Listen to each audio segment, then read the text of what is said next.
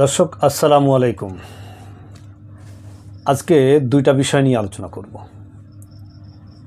একটি হলো বর্তমান সিইসির একটি বক্তব্য,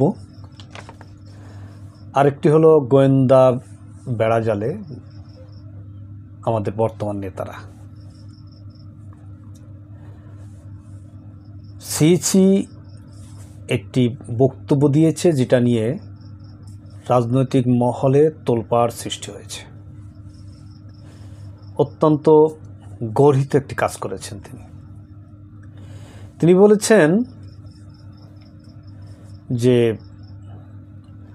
সংবিধানে পিআর নেই, সুতরাং সেই পদ্ধতিতে নির্বাচন হবে না। আচ্ছা, এখন যদি প্রশ্ন করা হয় যে উনি যে পদে আছেন কোন সংবিধানের পদে মানে ক্ষমতায় আছেন? বাংলাদেশে কি ২৪শে বিপ্লবের পরে কোনো এখন সংবিধানে আছে যে এই অন্তর্বর্তীকালীন সরকার?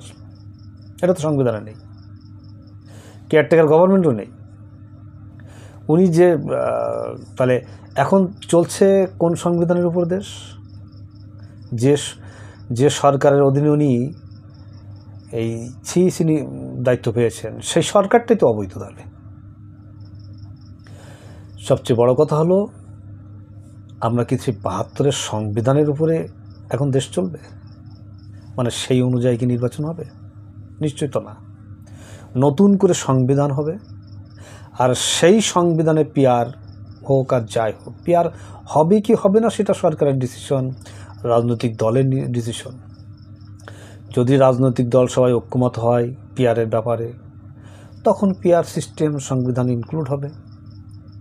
যদি না হয়, যদি সরকার দেখে যে কেউ হচ্ছে না, তখন সরকার গণভোট দিবে বা রাষ্ট্রপতির আদেশে কোনো কিছু হবে।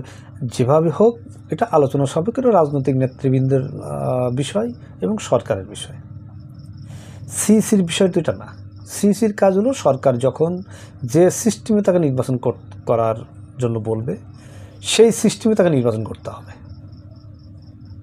আগ বাড়িয়ে তিনি পিআরের বিপক্ষে অবস্থান নিচ্ছেন, তার মানে তিনি সরাসরি একটি রাজনৈতিক দলের এজেন্ডা বাস্তবায়নের কথা বলছেন, যেটা তার নিরপেক্ষতা ক্ষুণ্ণ করে। তিনি নিরপেক্ষ এখন আর নন, তিনি রাজনৈতিক বক্তব্য দিয়ে ফেলেছেন, একটি দলের বক্তব্য দিয়ে ফেলেছেন। সুতরাং এই সিইসি নির্বাচন কমিশনের প্রধান হিসেবে থাকার কোনো যৌক্তিকতা নেই। মানে গাধা মতন একটা বক্তব্য হয়ে গেল তার। আর এটা নিয়ে সমস্ত রাজনৈতিক মহল এবং এখন তোলপাড় সৃষ্টি করেছেন। সবাই মুখ্য আলোচনার বিষয় হলো এখন সিইসির এই বক্তব্য। দ্বিতীয় বিষয় হলো গোয়েন্দা বেড়াজালে আমাদের নেতারা। আওয়ামী লীগের আমলে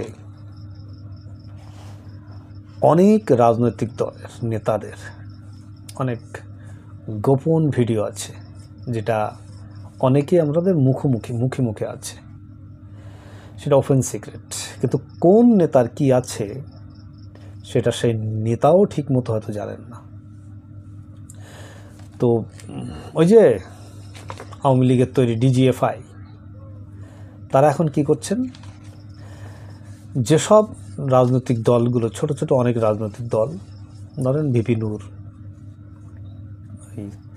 আর এক বিকাশ তারেক, তারপরে ধরেন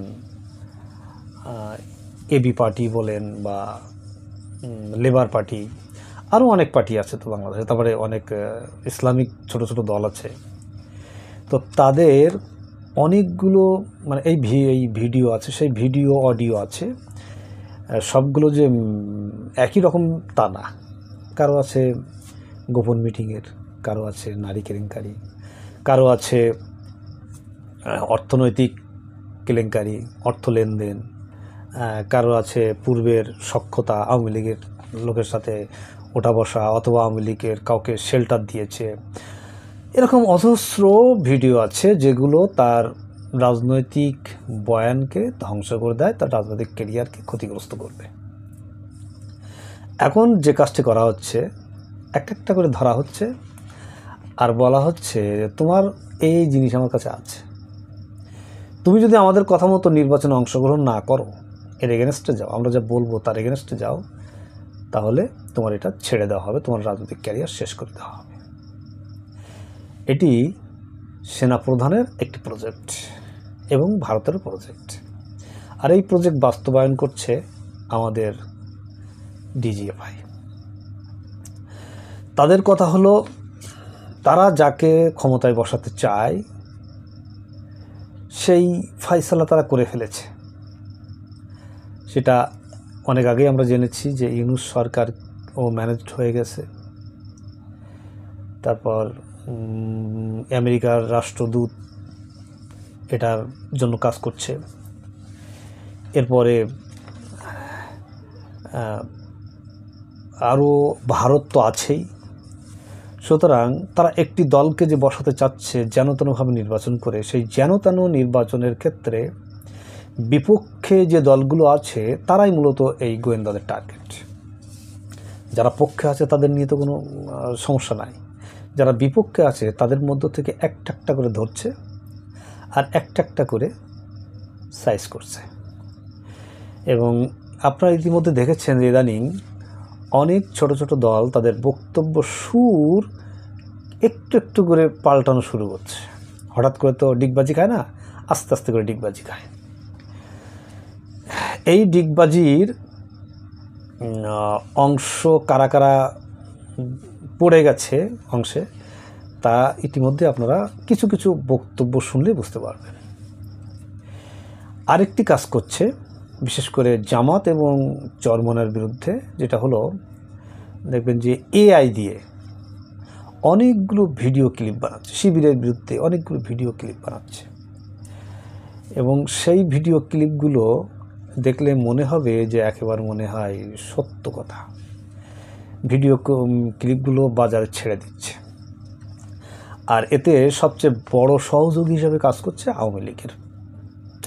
কারণ আওয়ামী লীগ, ছাত্রলীগ, যুবলীগ, কৃষক লীগ, শ্রমলীগ লীগ যাই বলেন, যারা পালিয়ে আছে তাদের তো এখন কোনো কাজ নেই, চাঁদাবাজি নেই, টেন্ডারবাজি নেই, মাঠ দখল, হাট দখল, ঘাট দখল সব তো নেই, পালিয়ে আছে। সুতরাং সারাদিন কোনো কাজ নেই, অলস জীবন। তারা এটাকে ছড়ানোর কাজে মোটামুটি সিদ্ধহস্ত হচ্ছে।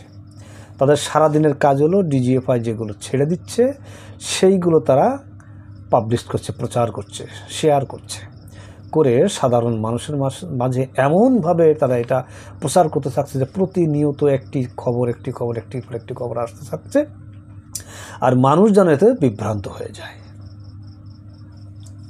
সুতরাং যে রাজনৈতিক নেতৃবৃন্দ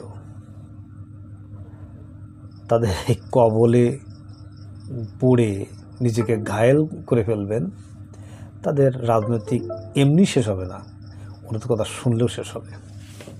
তাই আপনাদের উদ্দেশ্যে যে কথা সেটা হলো যে আপনারা যদি কোথাও আপনার ক্লিপ থেকে থাকে, আপনি জাতির সামনে বলে যাবেন, ভাই আমি এটা করেছি, ওই সময় অবস্থার পরিপ্রেক্ষিতে ভুল করেছি, আমি সেখান থেকে বেরিয়ে এসেছি। জাতি আপনাদের মেনে নেবে, ক্ষমা করে দিবে, কিন্তু কোনোভাবেই এদের কবলে পড়বেন না। এই গোয়েন্দাদের জালে পড়ে ভয়ে তাদের কথা শুনবেন না। শোনেন, ইবলিস শয়তানকে আল্লাহ ক্ষমা করেনি কেন জানেন? কারণ সে অধ্যত্ব দেখিয়েছিল, ভুল করার পর অধ্যত্ব দেখিয়েছিল। আর আদমকে ক্ষমা করেছিল, আদম ভুল করার পর আল্লাহর কাছে ক্ষমা চেয়েছিল। এখন আমরা, আমাদের দেশের মানুষ কিন্তু সহজ সরল, তারা মানুষকে ভালোবাসে, মানুষের ভুল ত্রুটি হতে পারে এটা তারা বিশ্বাস করে। সুতরাং আপনাদের যদি কোনো নেতৃবৃন্দর কোনো রকম দুর্বলতার জায়গা থেকে থাকে, কোনো ক্লিপ নিয়ে ব্ল্যাকমেল করার চেষ্টা করে, আপনারা আপনাদের জায়গা থেকে জাতিকে জানিয়ে দেবেন, ভাই অমুক পরিস্থিতিতে এই সময় এই পরিস্থিতিতে আমি এই কাজ করেছি, সুতরাং আমি তার জন্য সেখান থেকে ফিরে এসেছি, আমি তার জন্য সরি, শেষ। জনগণ এটা নিয়ে আপনারা মাতামাতি করবে না। ধন্যবাদ আপনাদের সকলকে, আপনারা সজাগ থাকুন। এবং আরেকটা জিনিস, যে নতুন নতুন করে কিন্তু আপনাদের ফাঁদে ফেলার চেষ্টা করবে। এই মুহূর্তে যারা যারা এই গোয়েন্দা বিভাগের বিরুদ্ধে অবস্থান করছেন, বিশেষ করে সেনা প্রধানের যে এজেন্ডা, ভারতের যে এজেন্ডা, সেই এজেন্ডার বিরুদ্ধে যারা অবস্থান করছেন তাদেরকে কিন্তু এইভাবে শেষ করা হবে।